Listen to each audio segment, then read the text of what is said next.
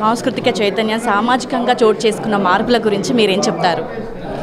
See, 10 years is a great period for India because apart from politically and economically, Modi gari nayakatvallo desham is progressing in a very big way. Technology, economy, business, policies, avanni aa impact meeku teliyadu ippudu. It will come in the generations to come. Okay, అంటే ప్రపంచమంతా మోదీ గారిని boss లాగా feel అవుతున్నారు. So దానికి మీరేమంటారు?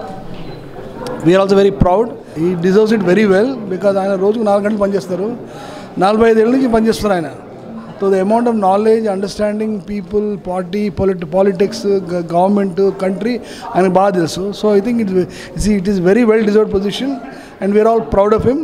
We would like him to continue the same for a long time to come.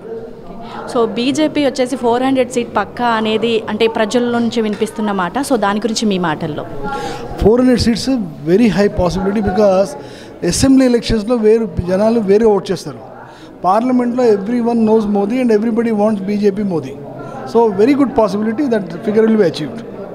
So Ayodhya Rama మందిరం అనేది ప్రతి పౌరుడి కళ. సో అది సాకారం అయింది. సో దాని గురించి ఏం చెప్తారు?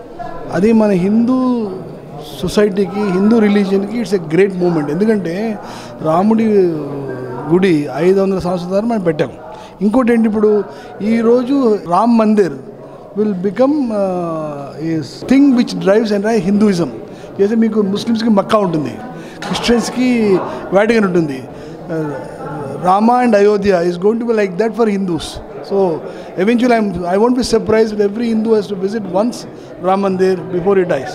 So it will be a strong unifying force for Hinduism. We should all be proud of it. ఈ వీడియో మీకు నచ్చినట్టయితే లైక్ చేయండి, 10 మందికి షేర్ చేయండి. అలాగే కామెంట్ల రూపంలో మీ అభిప్రాయాలను మాతో పంచుకోండి. Nationalist hub group of channels ను సబ్స్క్రైబ్ చేసుకుని తెలుగునాట జాతీయవాద జర్నలిజాన్ని ప్రోత్సహించండి. ఈ వీడియో కింద ఉన్న బెల్ ఐకాన్ పై క్లిక్ చేయడం మర్చిపోవద్దు.